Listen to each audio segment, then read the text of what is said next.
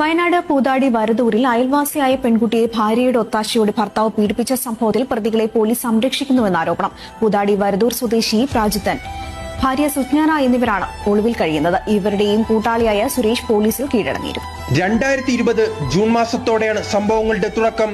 പൂതാടി വരദൂരിൽ ഭാര്യയുടെ ഒത്താശയുടെ ഭർത്താവ് അയൽവാസിയായ പെൺകുട്ടിയെ നിരന്തരം പീഡിപ്പിച്ചു. 9ാം ക്ലാസ് മുതൽ തുടർച്ചയായ 4 വർഷം പെൺകുട്ടി പീഡനത്തിനിരയായി. അതോടൊപ്പം പെൺകുട്ടിയുടെ നഗ്നചിത്രങ്ങൾ പ്രതിയായ സുജ്ഞാന പകർത്തുകയും ചിത്രങ്ങൾ കാട്ടി ഭീഷണിപ്പെടുത്തുകയും ചെയ്തു.